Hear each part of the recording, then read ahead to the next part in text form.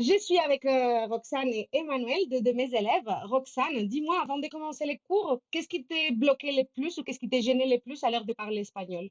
Ben, ce qui me gênait le plus, c'est que je maîtrisais pas les temps et j'avais très très peu de vocabulaire.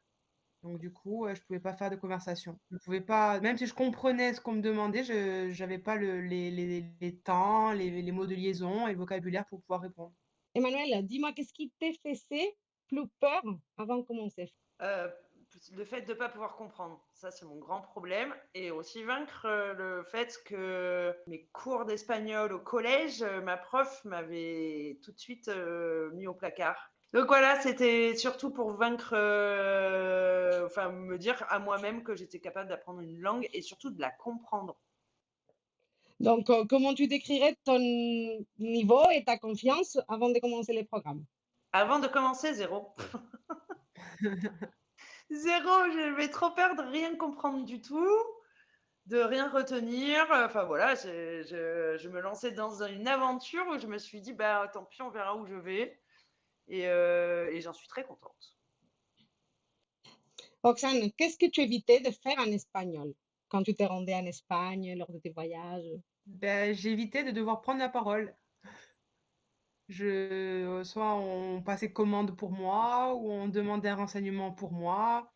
Donc je sous-traitais les choses. Et du coup, tu voyages pas si tu parles pas la langue du pays, quoi. Donc c'était frustrant.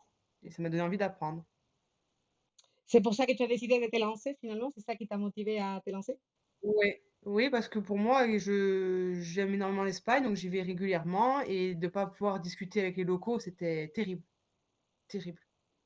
Et pour moi, si tu partages pas avec les locaux, bah, c'est pas voyager. Donc l'un dans l'autre, j'ai voulu apprendre la langue. Emmanuel, qu'est-ce qui t'a convaincu de cette formation? Bah, déjà, ce qui m'a décidé, c'est la conversation que j'ai eue avec toi au téléphone. Il y avait eu un bon feeling et du coup, je me suis dit, allez, c'est maintenant. Et c'est une langue qui, je sais pas, qui me donne le sourire. Et c'est aussi le fait qu'on s'est eu au téléphone et que je me suis dit, mais c'est exactement ça en fait que je veux comme formation. Je veux quelque chose où on nous mette à l'aise et même si on se trompe, et ben c'est pas grave, on en rigole et c'est tant mieux que y a pas de préjugés, il y a pas de, c'est voilà, c'est top. Qu'est-ce que ça t'a plus surpris des cours et du programme? C'est les ateliers, mais après ce qui m'a le plus surpris, c'est d'être en binôme, que ça marche super bien et que du coup, ça c'est vraiment dans la détente et c'est un rendez-vous que j'attends avec impatience toutes les semaines.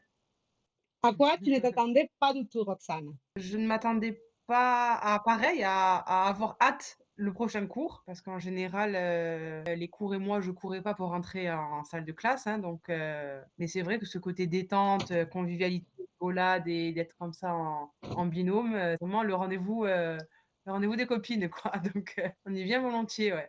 Ouais, ouais, même fatigué de la journée, on se dit, non, là, c'est mon heure avec les filles et c'est des petites bulles d'air, qui fait du bien.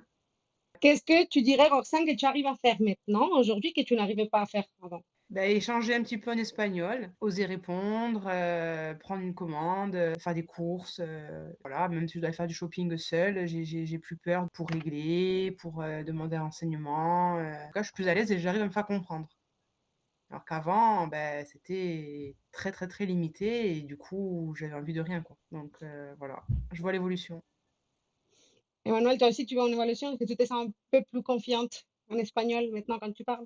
Ouais, ça commence à venir, c'est de parler plus souvent, je me sens de plus en plus à l'aise, j'ai plus peur de chercher mes mots, j'ai plus peur de me tromper. Donc l'évolution est déjà super là-dessus. Encore la compréhension de la langue, j'ai encore un peu de mal, mais ça vient. J'arrive à de plus en plus à comprendre au moins la globalité de la phrase, même si avant j'aurais essayé de traduire tous les mots, que là maintenant j'essaie de trouver le sens global de la phrase, ce qui me permet de pouvoir répondre. Si quelqu'un, Emmanuel, qui était comme toi, bloqué à zéro avec l'espagnol, voudrait commencer, qu'est-ce que tu lui dirais? Ah bah de t'appeler, ah bah de commencer ta formation. On apprend la théorie, mais on va vite parler et on a plein d'outils, en fait. Ce qui fait que régulièrement, on lit de l'espagnol. Et en fait, c'est comme une immersion, quoi. C'est la meilleure façon, en fait, d'apprendre. Roxane, pour finir, tu recommanderais ces programmes, ces cours à qui? À quel type de personnes?